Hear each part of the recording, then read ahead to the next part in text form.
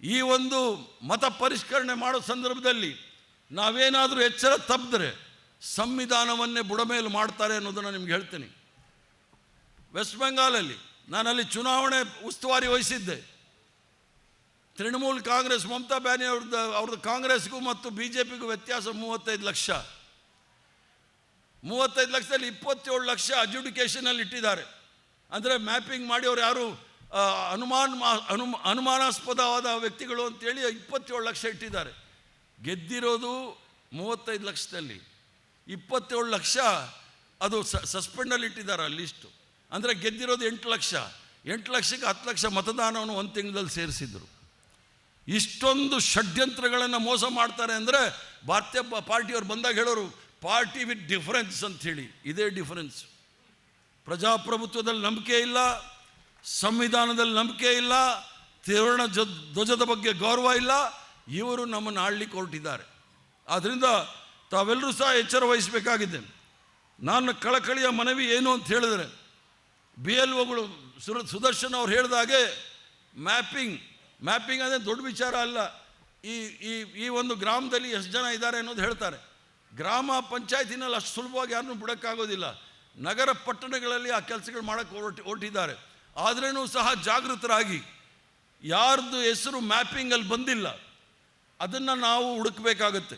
BLO ಜೊತೆ BLA 1 BLA 2 ಕೂಡ ಮಾಡಿದ್ದಾರೆ.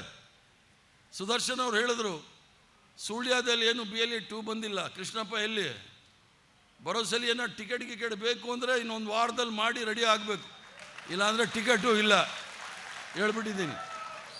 ಅದನ್ನು ಭಾಳ ಗಮನದಲ್ಲಿ ಗಂಭೀರವಾಗಿ ತಗೊಳ್ಳಿ. ಇಲ್ಲಾಂದರೆ BLA 2 BLA 1 ಮಾಡಿ ನಾವೇನು ಆಗೋದಿಲ್ಲ. ಯಾರಿಗೆ MLA ಆಗಬೇಕು ಅಂತ ಆಸೆ ಇದೆ ಅವರು ಮಾಡಿ BLA 2. ಯಾರಿಗೆ ಮಂತ್ರಿ ಆಗಬೇಕಾಗಿದೆ ಅವರು BLA 2 ಮಾಡಿ. ಯಾರು MP ಗಳಾಗಬೇಕಾಗಿದೆ ಅವರು BLA 2 ಮಾಡಿ. ನೀವೇನಾದರೂ ಎಚ್ಚರ ತಪ್ಪಿದ್ರೆ ಬರೋಸಲಿ ನೀವು ಯಾರೂ ಸಹ MLAಗಳು ಆಗಲ್ಲ, MP ಆಗೋದಿಲ್ಲ, ಕಾರ್ಪೊರೇಟರ್ಗಳು, ಜಿಲ್ಲಾ ಪಂಚಾಯತು, ತಾಲೂಕು ಪಂಚಾಯತಿಗಳು ಆಗೋದಿಲ್ಲ.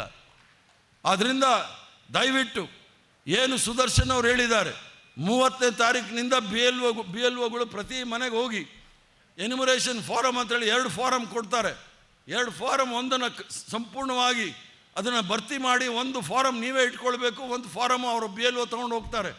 ಮುಂದೆ ಅವರು ಮ್ಯಾಪಿಂಗ್ ಆದ ನಂತರ ಒಂದು ಸಂಪೂರ್ಣವಾದ ಡ್ರಾಫ್ಟ್ ಲಿಸ್ಟ್ ಬಂದಾಗ ನಿಮ್ಮ ಹೆಸರು ಬರಲಿಲ್ಲ ಅಂದರೆ ನೀವು ಏನು ಅಕ್ನಾಲೇಜ್ಮೆಂಟ್ ಕೊಟ್ಟಿರ್ತಾರೆ ಅದನ್ನು ತೆಗೆದುಕೊಂಡು ಹೋಗಿ ನಾವು ತೋರಿಸ್ಬೇಕಾಗತ್ತೆ ಇದು ತಪ್ಪು ಸರಿ ಅಂಥೇಳಿ. ಅದಲ್ಲದೆ ಅವರು ಕೆಲವು ಎಷ್ಟು ಕನ್ಫ್ಯೂಷನ್ ಅಂದರೆ ಸಂಶಯಗಳನ್ನು ಮೂಡಿಸ್ಬೇಕು ಅಷ್ಟೆಲ್ಲ ಮಾಡಿದ್ದಾರೆ ಭಾರತೀಯ ಜನತಾ ಪಾರ್ಟಿಯವರು. ಈಗ ಕೂಲಿ ಕಾರ್ಮಿಕರು ಇರ್ತಾರೆ, ಅವ್ರು ಎಲ್ಲಿಂದ ಅವ್ರು ಯಾವ ದಾಖಲೆಗಳನ್ನ ಇಟ್ಕೊಂಡಿರ್ತಾರೆ, ರೈತರು ಯಾವ ದಾಖಲೆಗಳನ್ನ ಇಟ್ಕೊಂಡಿರ್ತಾರೆ, ಕಾರ್ಮಿಕರು ಯಾವ ದಾಖಲೆಗಳನ್ನ ಇಟ್ಕೊಂಡಿರ್ತಾರೆ, ಅಲೆಮಾರಿಗಳು ಯಾವ ದಾಖಲೆಗಳನ್ನ ಇಟ್ಕೊಂಡಿರ್ತಾರೆ, ಇವೆಲ್ಲವೂ ಸಹ ಸಂಕಷ್ಟದಲ್ಲಿ ಇರ್ತಕ್ಕಂಥ ಈ ದೇಶದಲ್ಲಿ ಹುಟ್ಟಿದ ಮೇಲೆ ಅವರು ಈ ದೇಶದ ನಾಗರಿಕರು.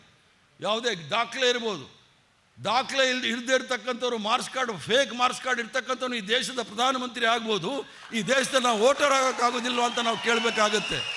ಆದ್ದರಿಂದ ತಾವು ಯೋಚನೆ ಮಾಡಬೇಕಾಗತ್ತೆ. ನಮ್ಮ ಮುಂದೆ ದೊಡ್ಡ ಸವಾಲೇ ಇದೆ. ದೊಡ್ಡ ಸವಾಲು ಏನು ಅಂತ ಹೇಳಿದ್ರೆ